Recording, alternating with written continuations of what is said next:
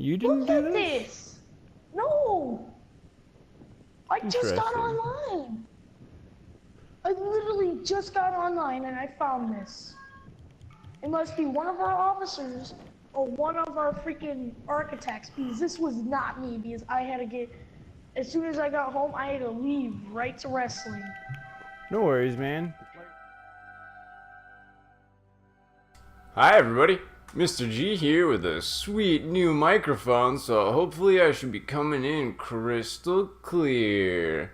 I'm thinking from henceforth I'll probably be trying to export my footage onto an external drive and then alter that footage on my Mac for the most high quality content now that I got this swagalicious USB mic.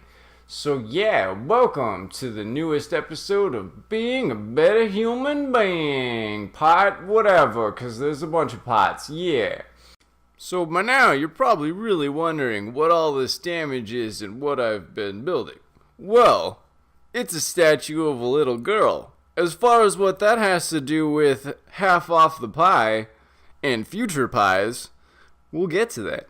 But first I gotta tell you exactly what happened. So my friend that you met at the beginning of the episode, who is asserting his innocence, made the, novice mistake of pissing off his little sister after having taught her how to play Trove. So, when he went to wrestling like he said he did, his sister grabbed his controller, hopped on the sticks, and reaped her revenge thoroughly. And this, my friends, is where the future pie comes in play. Because my friend wanted revenge, as any kid of his age would. But I told him, you're going to have a lot more success in the long run if you just calmly explain to her how much she hurt you, and why what she did was inappropriate, and how in the future you would really appreciate it if she would just come and talk to you if she has a problem, rather than destroying things that concern other people, Like, this is exactly why I did not promote that kid to officer. There's always unseen liabilities with promoting people. So I needed to make sure he wasn't going to anger his sister again in the future, otherwise she was a liability to me as well as him. So that's why you really have to be looking for a win-win situation that produces long-term success. Revenge doesn't work. It leads to this. Episode 3, Death by 1,000 Cuts.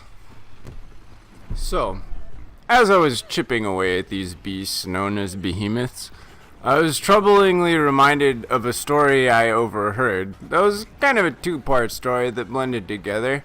And oddly enough, kind of had a sad-ish ending that could have been avoided by talking about waffles, believe it or not.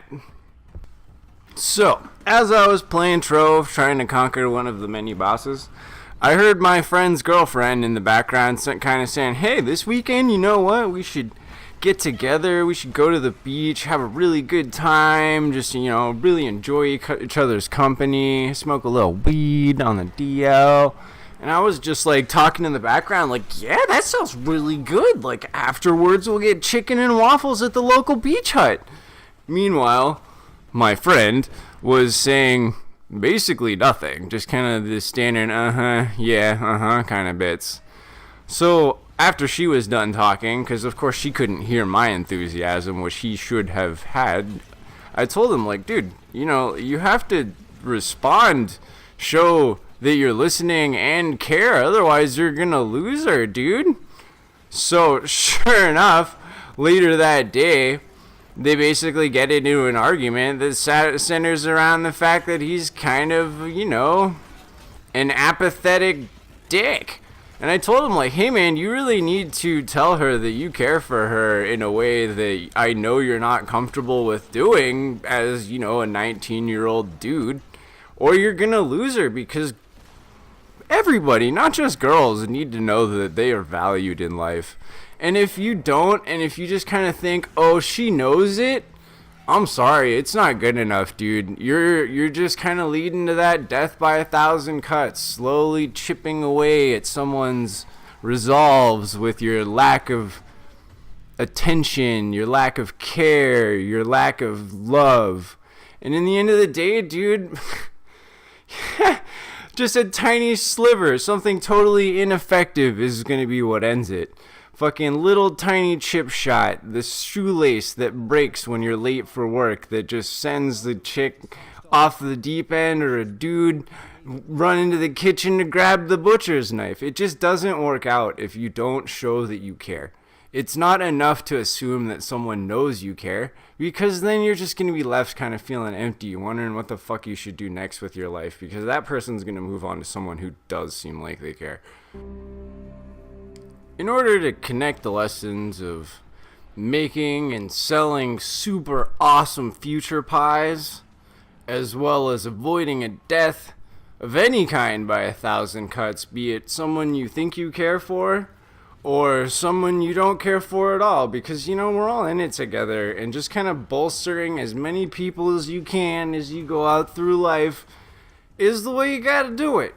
And I'm not gonna lie and say some people are just, like, better off being helped by other people, because, duh, like, yeah, there are a number of people that I have trouble interacting with, but you know what? That just means someone else should probably help them. That doesn't mean they're beyond redemption.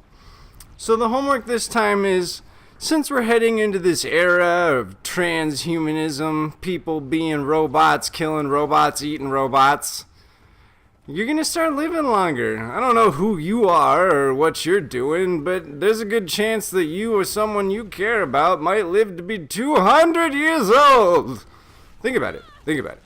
Anyway, so what kind of example do you want to give for all the people that are going to come after you when you're that old? It's a funny thing to think about, that there's the distinct possibility that you, person, listener, viewer, will one day be the oldest person on the planet, which means that everybody that was born after you was before you was dead. You're a whole new set of people on the planet. Think about it. What kind of example do you want to set for them as the oldest son of a bitch that ever son of a bitched? Do you want to be a janky dickhead telling people to get off their lawn? Or do you want to be a cool-ass son of a gun, being a cool-ass son of a gun, helping other people son of a gun? Let me know in the comments. Tell me what you think of this clip while I totally 100% visually demonstrate what it means to kill something.